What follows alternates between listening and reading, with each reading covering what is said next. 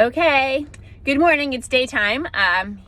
We're doing a minivan theology by day, although, it just doesn't feel like day because it's pouring rain, and so disgusting. So it's almost as if it's nighttime. Last night up in volleyball land, I just did not have my act together for a variety of, I don't know if they were good reasons or not, but they were real. So here we are on minivan theology. Last week we were off, or at least here in New England, we had a vacation week. And so we are on refrigerator magnet number 7, I believe, today.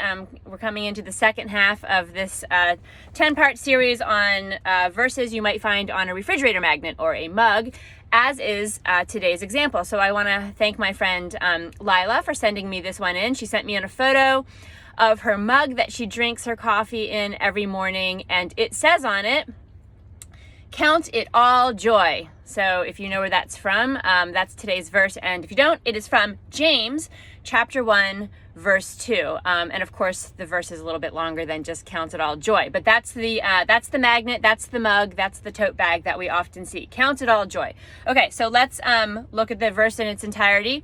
It's James 1 verse 2. Here come the glasses, need them even by day.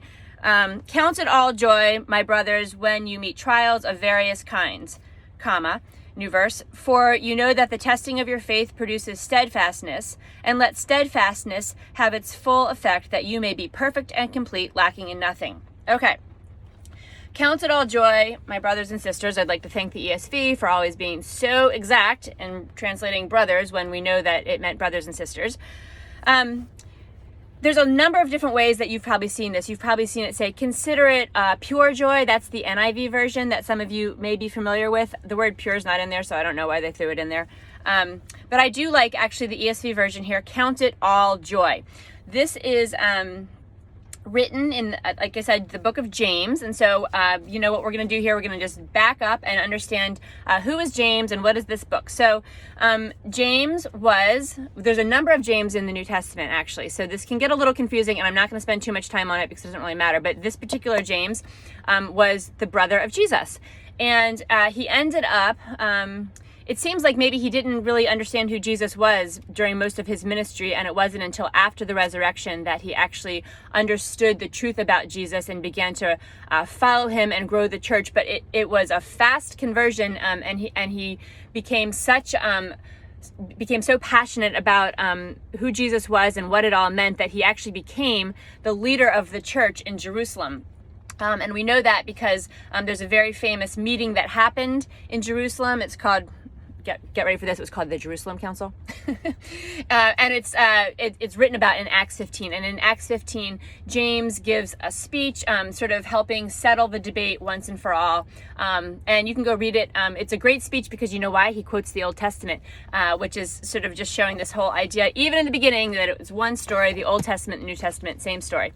So James, the brother of Jesus, writes this book, James. We know because it says in verse 1, "James, a servant of God and of the Lord Jesus Christ, to the 12 tribes in the dispersion," which what that means is that this is a letter that he's writing mostly to Jewish converts to Christianity. So that's people that were raised in the Jewish faith, like the Apostle Paul, and then came to realize that Jesus was, in fact, the promised Messiah. So James is writing this letter. It's not very long. It's 5 chapters. And we find our verse right here in chapter 1.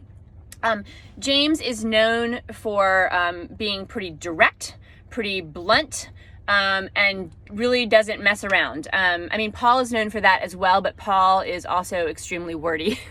So what Paul can say in 5 chapters, James might just spit out in a couple verses. Paul and James are often seen as two sides of one coin, even though Paul wrote so many letters and James just has this one.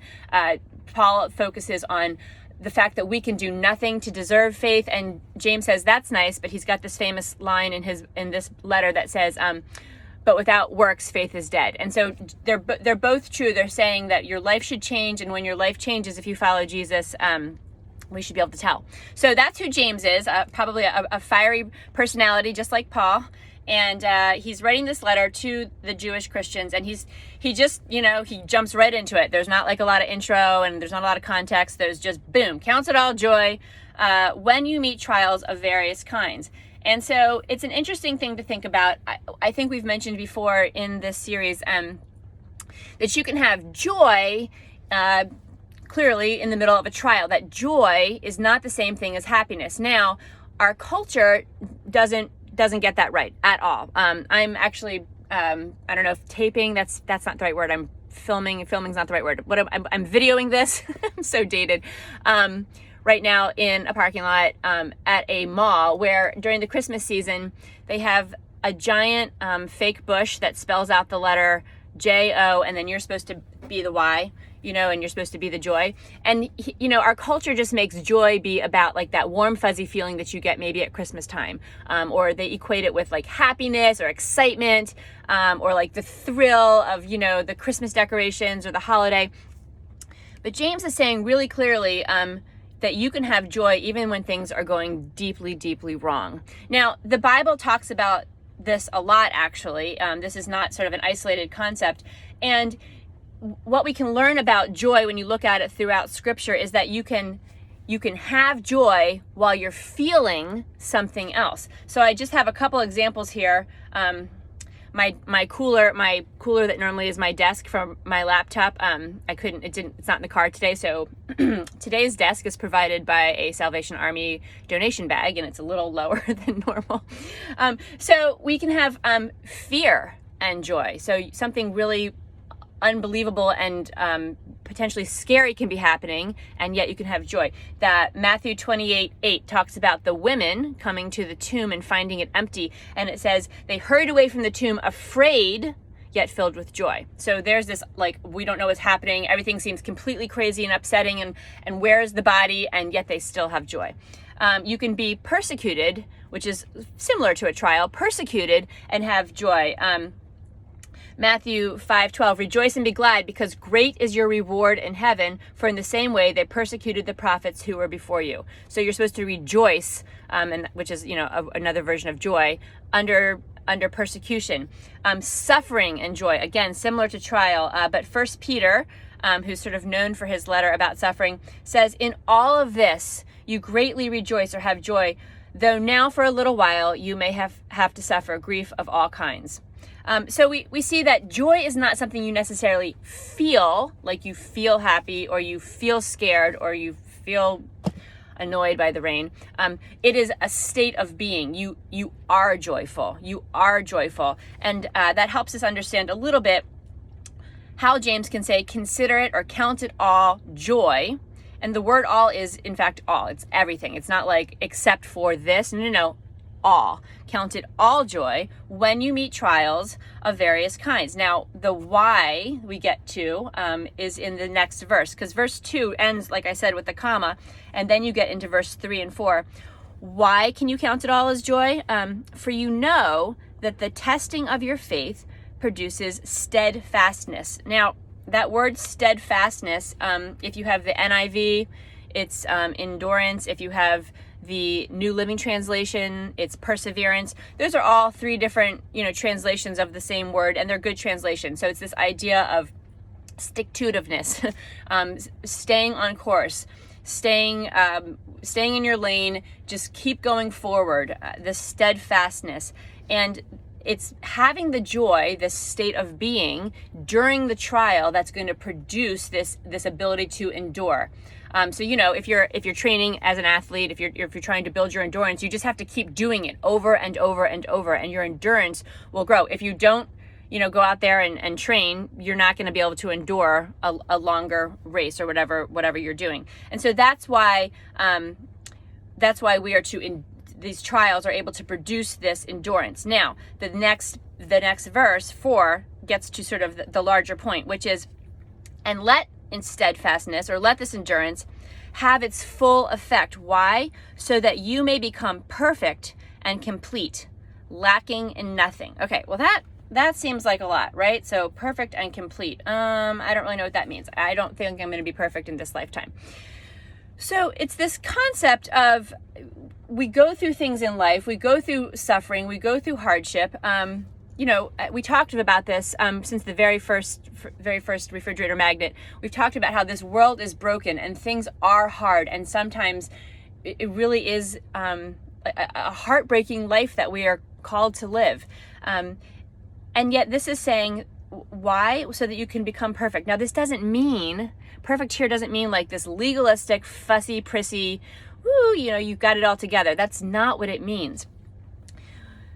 This is where it gets really exciting. So when we think about our Grand Canyon analogy. So we've got the postcard. The postcard is Count It All Joy.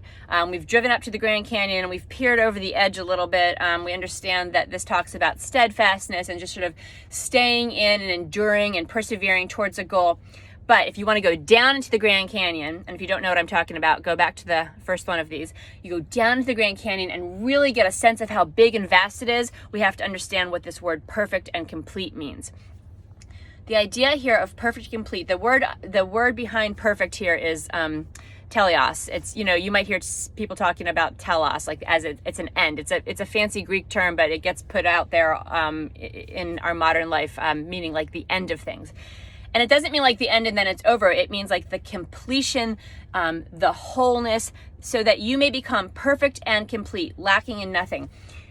What we keep talking about in this story, that remember, it's one story, and James quoted from the Old Testament. I keep trying to go back to the Old Testament and show you that there's one story, there's one main character, and it's not us, it's God. And it's this story about us being lost and broken, and God, who's the main character, finding a way to show us that we are going to be in relationship with him in part now, where we're still in this broken world, but in completion, in fullness. That's what he's promising us in the life to come. And we talk about this a lot of times, this completion, we can sense it, right? You're not perfect. I'm not perfect. We're sitting, in our lives and things are messy and broken and there really are true trials. I mean, people are, suffering with real burdens, sickness, illness, jobs, finances, marriages. I mean, there really are trials. Things are not perfect. They're not complete. But God in this whole story is telling us that it's a story where he's going to bring us back to our original design, which will be complete. When you think about completeness, it means nothing's missing, right? Well, right now you can feel something is missing. We're just not living the way that we were fully designed to live. Something's missing. Something's not perfect. And what James is saying here is when we go through suffering and trials in this life, and you will, it's going to help us persevere and endure and get to the end, the telos, where things will be perfected and we will be brought back into that original design that God created us for, so we can be in relationship with him. And so down here in the Grand Canyon, here's this letter from James to the Jewish people that are scattered about the ancient Near East, but it's also for us here in 2023. It's this promise that is true and real even now. And it's been true throughout all of Scripture, which is we're not perfect, but someday God is going to make us whole again. He's going to bring us back into that world. Remember, we talked about this in the very first refrigerator magnet, the Jeremiah 29:11. We talked about how God has a plan for us, for our welfare, but who was it to? It was to the exiles. And he was saying, even now in your hard life, I have a plan. And remember, we talked about how underneath that word was the word shalom, peace. That is what is promised to us. So if you're reading James 1:2, if you have it on your mug this morning, and you don't have a perfect life, you don't. But more importantly, if you've got a really hard part of your life right now, if there really is a trial, if there really is suffering, you don't have to feel happy about that, but you can and should have real and true joy even in the midst of that, because it's bringing you closer to the end. It's bringing you closer to who Jesus calls you to be, who God has designed you to be.